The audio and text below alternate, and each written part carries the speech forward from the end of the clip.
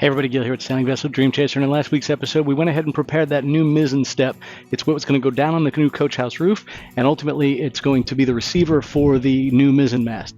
We also went ahead and repaired a wooden frame for one of our opening hatches.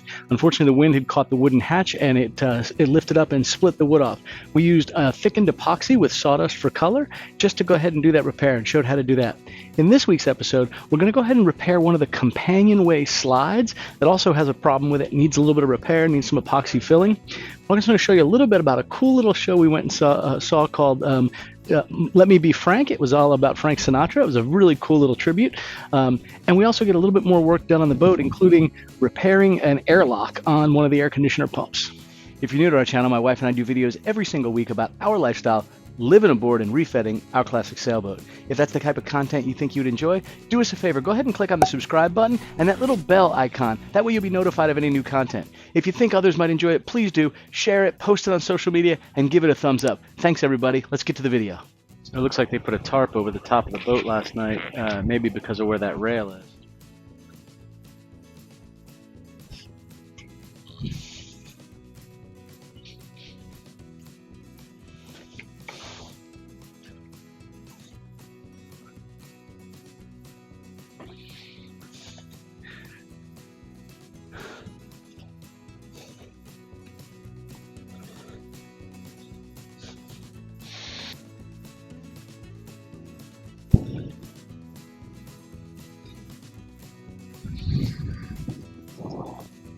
What you're looking at right here is the companionway rail that we took off for the repair on the roof, and there was a small chip out of the wood there. So I had a little bit extra epoxy. I basically just poured it into that to give that a little bit more surface, and that'll be more than enough for my bedding material to fill that gap when I ultimately bed this.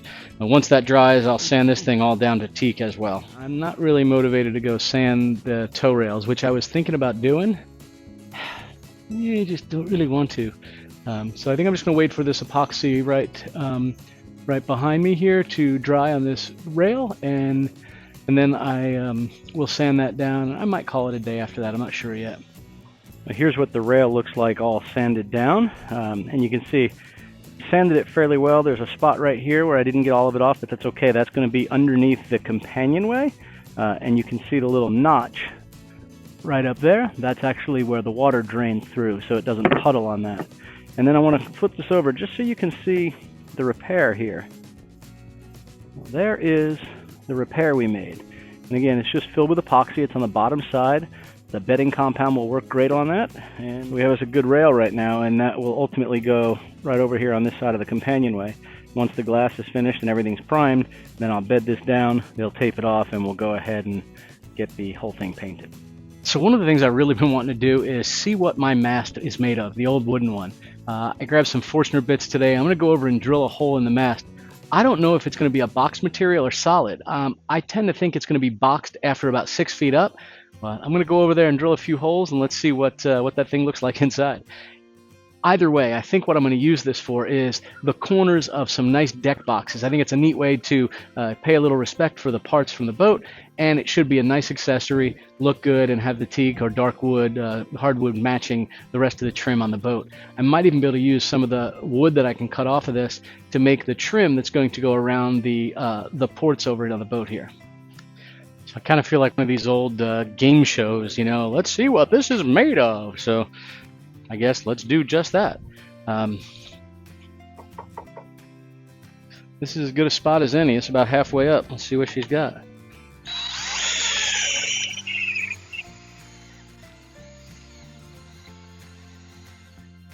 I might be in a little trouble for not charging my drill. I'm not sure I'll be able to do it. No hollowness yet.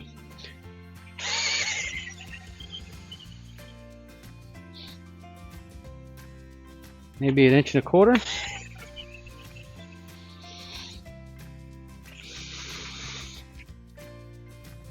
This may actually be a solid mast.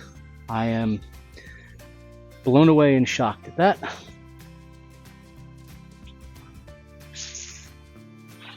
The wood was a lot lighter than I thought it was going to be when I did that, so I'm just going to sand off the paint right here. Every once in a while you do something and you're just sort of pleasantly surprised at it. I'm going to put this in that category. Take a look at that. There it is, cleaned up. And, I don't know, what's that? Maybe 1.25 inches or so. Right to there. And it's solid so far, so I'll charge the batteries or bring the other battery back and drill the rest of the way through and see. But so far, that's good news. Because that makes me pleasantly surprised. I think I'm going to climb on board. We're having a problem with one of the air conditioners not kicking on. And it could be something as simple as, it could just be an airlock because I haven't actually run it since they put the boat back in the water. So let's go down and take a look.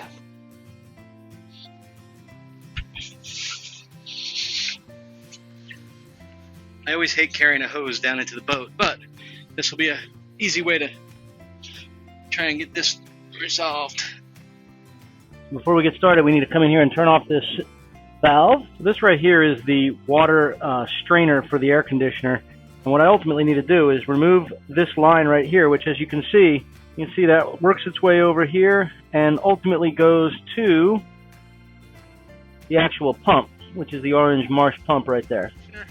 I'm going to pull off the line that goes from the filter to the front air conditioner.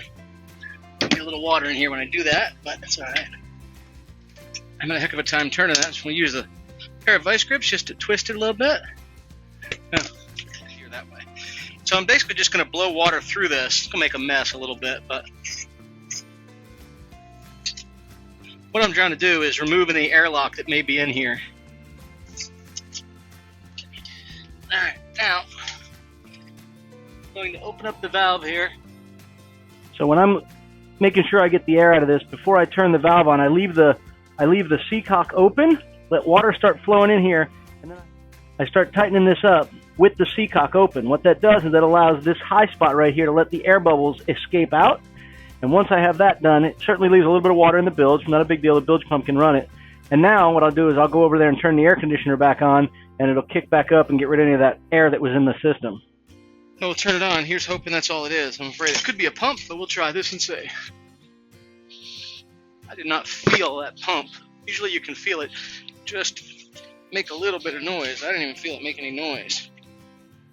I take that back. It is vibrating. I'll go outside and see if it's pumping. All right, as I come on up out of the boat, I want to come check it out and make sure I have good water flow. I'll lean over the side here. We have good water flow coming out of the forward air conditioner. It's exactly what we want to see. All right, we got water peeing. Let's see if we have cold air. I feel it already, but sadly, look at that. Yep, it says it's 91 in here. But I got the red light next to the compressor, and cold air is coming out. So with the compressor running, water spitting out the side, it was just an airlock. So simple fix, and kind of kicking myself for not doing it, well, a month ago when I first noticed it. But it wasn't hot until today. Today's hot. Tomorrow we're going to do some work on the boom. Got to scarf some pieces into it. In one of our older videos, I'll put a link up above here, but in one of our older videos we showed where we have a little bit of rot in part of the boom. We love the wooden boom, so we're going to scarf in a small piece there. But tonight we're going back to the Cutting Edge Theater in Slidell. A couple weeks ago, if you remember, we went and saw a Queen tribute play. Tonight it's called Simply Sinatra, so it ought to be pretty fun. Love and marriage go together like a horse and a carriage. This I tell ya, brother, you can't have one without the other. Love is Valentine.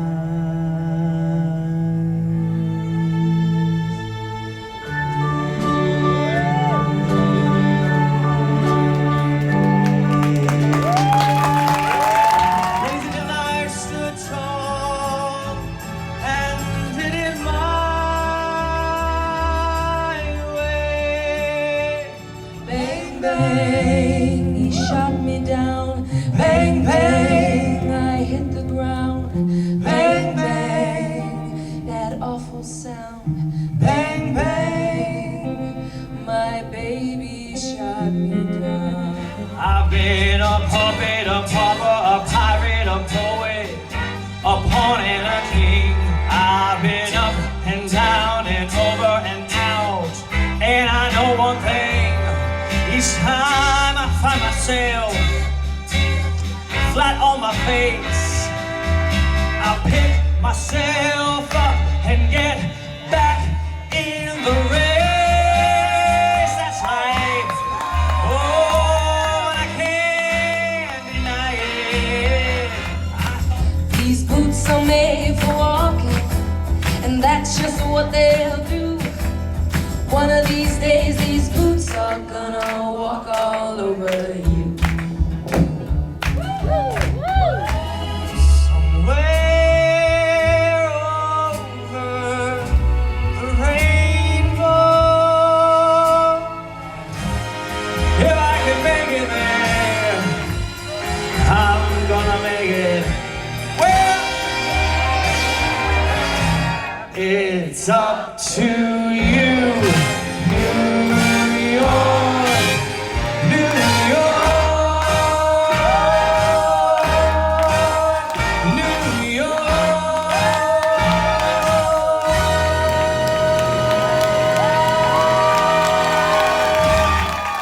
So every once in a while when I'm looking through footage, I run across something that kind of cracks me up. And one day Whitney came down with us while I was doing some work up on the deck, and she was hanging out with McKinley down below in the boat. I saw this little gem. Oh shit. Oh shit. Oh shit. Uh-oh. We'll have to get down there and get it. How am I supposed to get down there and get that? We'll ask Grandpa how we get down there. But look, I got instead.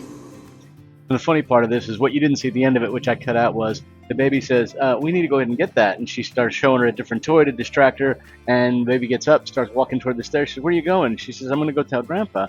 And Whitney says, well, you go ahead and let's just stand on the top step and tell him what we did. I like that we got we in there.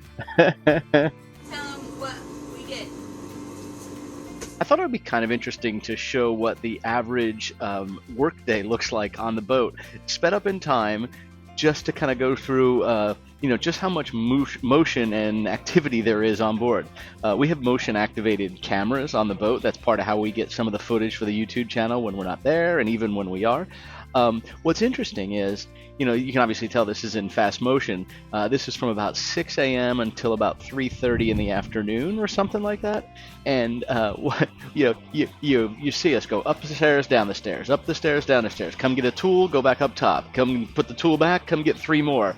Mix a thing of epoxy, grab rubber gloves, grab the sander, put it back down. So it's continuous the whole time. As a matter of fact, you see everybody else come join us. This is actually, we took a break, and Whitney came and met us with the girls, and we went to lunch, and then came back down and finished a little bit of work after that. So quite the activity. In one of our earlier videos, we removed that butterfly hatch, and if you recall, we showed how the fiberglass was worked under that edge of the deck. What we really wanted to do is have that fiberglass rolled right up over the edge of the lip, so that when the butterfly hatch went in, it was a little bit more secure, a little less likely to leak. In this episode, you can kind of see him grinding that fiberglass down and bevel it to make the repair there. So as we come up to the boat, it's kind of nice that you can see here, this has definitely been ground down around the butterfly hatch. And if we look over here on this side, it looks good. Ground it down and re-glassed it right up to the edge, so that will no longer be a place of potential leaking, which I'm thrilled about. So it's kind of interesting. Every day kind of starts out about the same way at the yard. Michael comes over and either gets on the boat with a couple of the members of the crew, or he stands along the dock and they have a little discussion about what the activities of the day will be, so to speak. And in this episode, you can see it's going to be primarily focused on painting and/or prepping the surfaces. So Lionel and the fiberglass guys are the ones there, and you can see he kind of gets in here and removes the tarp, dons his white painter's outfit and suit. And it's amazing how much time they get on and off of the boat right there. It's just like earlier when I showed what we have to do to get tools down below. There's a lot of activity. Same thing here. But what he was doing is actually prepping the forward doghouse. I jokingly said to Michael the other day, I said, man, I think when we're all done with this, the only spot you will not have repainted on this boat is going to be that forward doghouse. And he kind of smiled and said, yeah, we weren't going to leave it like that. We were going to paint it either way. So the cool thing is they're prepping that for their work. So as I come up on deck here, kind of see another boat tied up next to me. This might be Jimmy's boat from the yard. I'm not sure. Cool though. And another big boy right up here in front of us. The Transpac 49 right there. It's a very similar hull to ours. I'll get a side view of it. She's pretty. And there's a Gulfstar 50 sitting right up on the yard. As we look back on the coach house roof, it looks good. You can see where it's been faired, primed, faired again. Things are looking good here. All getting ready. Deck is primed. Coach house is sanded and getting prepped and ready to go for another final coat. Even have the cockpit painted with the first couple layers of paint. Looking good. Show this right behind me. This is a Transpac 49. It looks a lot like the Formosa from a shape perspective, the size. Even the back transom has a very similar look to it. I'll walk over there and get a quick view of it. Beautiful with the windows right back there. I suspect that's the owner's stateroom as well. Well, I hope you enjoyed this week's video. We went ahead. Well, I hope you enjoyed this week's video. Got a little glimpse of the work we did. I hope you enjoyed this week's video. I hope. Dang it. Hope you enjoyed this week's video. I got a little glimpse of the work we were doing, and maybe even brought a little. I hope you enjoyed this week's video, and I hope. God damn it. I hope you enjoyed this week's video and a little glimpse of a touch of Frank. That's not the right name either. I like the step up right here. It's a lot like the. Just drew a blank on what they're called. Thanks for watching this week's video. I hope it gives you a little bit of an insight into the work we're doing. Hope you enjoyed that little touch of Let Me Be Frank, the local show we saw, the Frank Sinatra tribute. It was really cool. But I'm heading out. Next week's episode, we will be doing a scarfing project, and that is essentially how you repair a wooden structure. You can scarf wood into a bulkhead or a beam, or in our case, we're going to be doing it on our mahogany wooden boom. I had a small section that had a little bit of soft spot or rot, and now we went ahead and we'll show all the steps required to repair that. How to go about shopping for the right wood, how to identify what needs to be cut out, how to cut it out, how to shape the new piece, and ultimately how to make it look seamless when you get done. Thanks everybody. Safe sailing. I hope you enjoyed this week's video. Do tune in next week. All about that boom scarfing. See y'all.